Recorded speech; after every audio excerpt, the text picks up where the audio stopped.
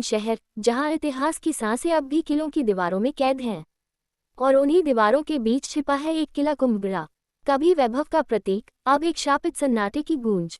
इस किले के गर्भ में है एक द्वार, लोहा नहीं, ये द्वार समय की दहलीज है, जिस पर लिखा है काल कोठरी। सालों पहले इस किले में रानी मृत्युप्रिया राज करती थीं, साहसी, सुशिक्षित और जनप्रिय। मगर उनकी किस्मत में लिखा था विश्वासघात।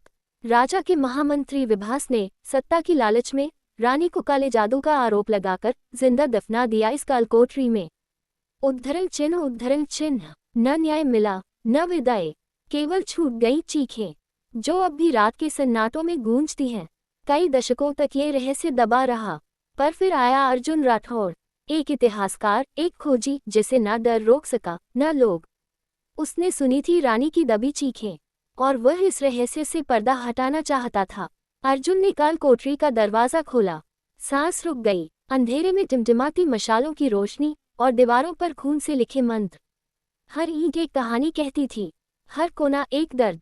और तभी रानी की आत्मा प्रकट हुई, शांत मगर आंखों में एक बेचैनी। उसने कहा, मैं मरी नहीं, मुझे दफनाया गया, मेरी हत्या का सच उजागर करो, तभी मेरी मुक्ति संभव है। लेकिन कहानी यही खत्म नहीं होती।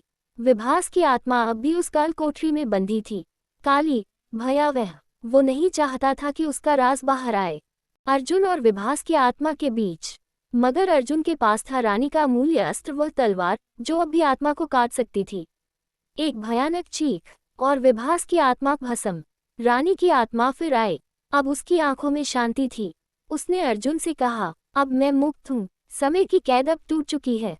कुंभगढ़ किले में उस दिन के बाद कोई परछाई नहीं दिखी।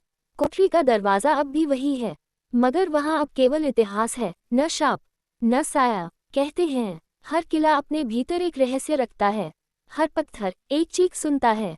आप सभी अंत तक जुड़े रहे और धैर्य से सुनने के लिए आपका धन्यवाद। आगे और भी ज्ञान से भरी कहानियों के लिए हमारे चैनल को सब्सक्राइब करें और वीडियो को भी एक लाइक ज़रूर दें। धन्यवाद।